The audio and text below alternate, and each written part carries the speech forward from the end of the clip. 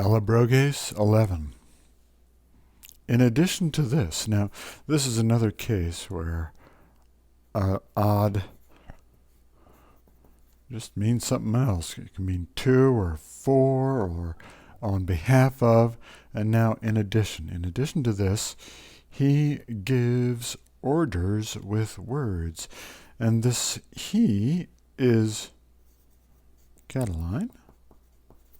All right. Sometimes it's hard to keep track of who's who here.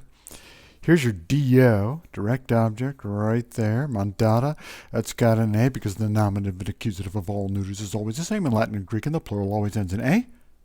There it is right there. For some reason, they put this ablative in here. He gives orders with words, which sounds really weird in English, but it's just fine in Latin.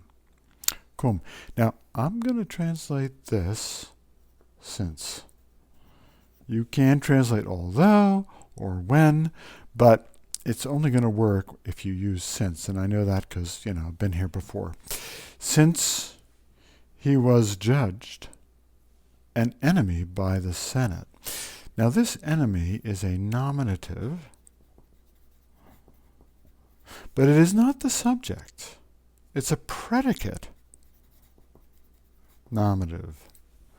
And so the subject is Cataline. Cat. Okay. He's the person being judged, and he's being judged an enemy. So that nominative works as a predicate to redescribe Cataline, just the way a form of the verb to be would do that. And of course this judicata sit, perfect, passive, subjunctive. You betcha. And it's subjunctive because this whole thing is somewhat speculative since he was judged. It's almost like a conditional there. And then he asks this question. Since he was judged an enemy, quo concilio, why?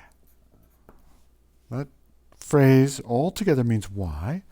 Why should he reject enslaved persons? Servitude. So the logic here is, since he's already being called an enemy by Rome, why shouldn't he turn to slaves to support his revolution? And he did actually declare freedom for slaves and try to get them into his conspiracy. And this is subjunctive here too. This is a present subjunctive there. All right. And it is really, it's called a deliberative question. It's also a rhetorical question. He's saying, why should he reject slavery? Well, there's no reason why. He should actually enlist the slaves. Now, at this point, see this parata essay? Infinitive. Why? This is indirect statement.